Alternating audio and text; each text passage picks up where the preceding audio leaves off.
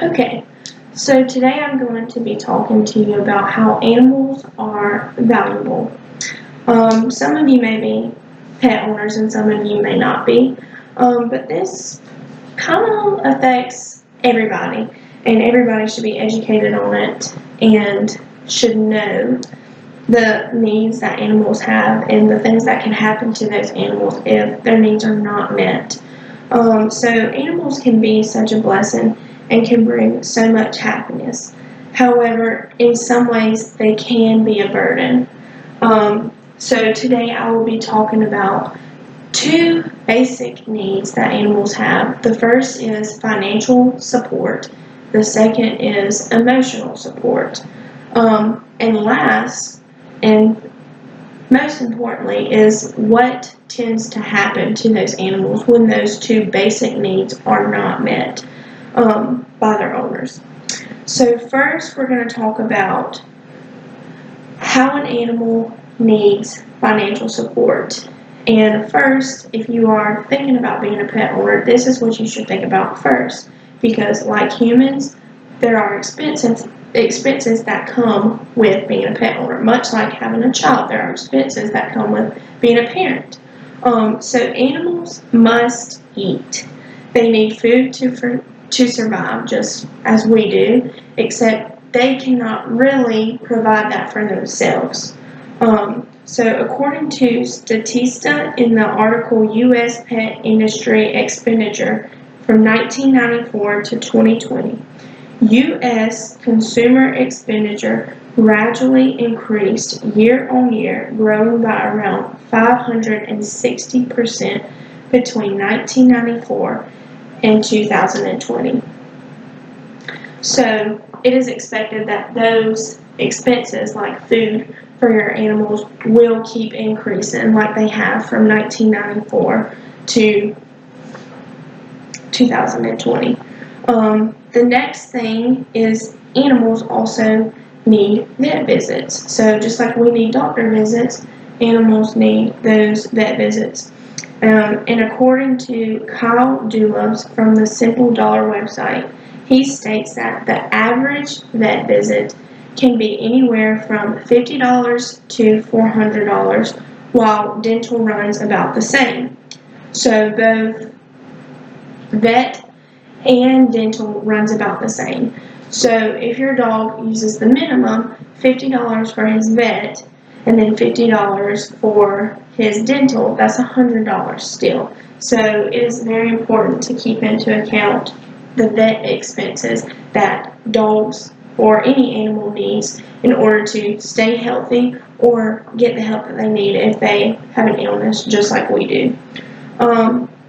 Last for this point is it is also very crucial to take into account all of the unexpected emergencies that could occur. For instance, my dog, who is 7 months, he's had all of his shots and immunizations, but he's currently teething and chewing on everything, which has been a pain for me, but he has started eating things that he should not necessarily be eating, which has caused him a lot of sickness.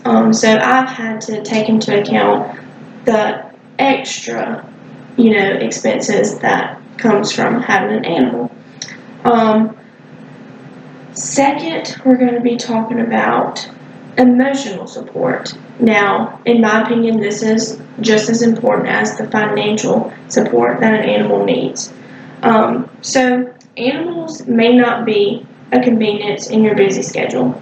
Now, I'm saying this with their emotional needs because this is a cage right here, and this does not support your animal's emotional needs. This does not give them the connections that they need, because just like children, animals need, love and emotional support.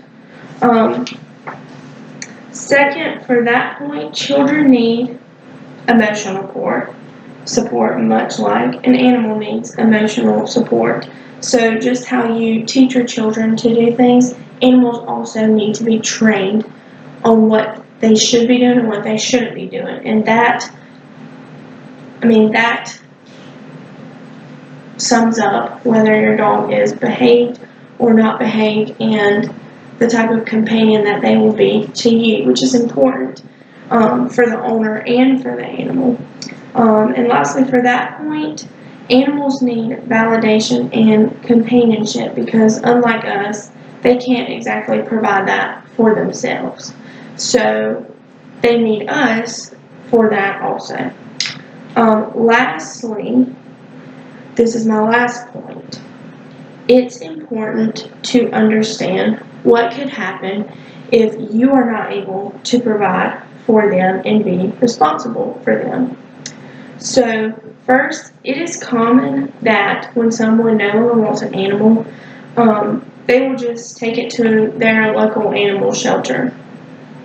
And although they may think this is the best thing for their animal who is no longer a convenience to them, or for whatever reason, maybe they didn't take into account the financial aspect of it, it can be harmful to that animal. According to ASPCA, approximately 6.5 million companion animals enter U.S. animal shelters nationwide every year. This website also states that of these, approximately 3.3 million are dogs and 3.2 million are cats. So it is important that we are not just throwing our responsibilities away and we're really thinking about the life that that dog or that cat will have.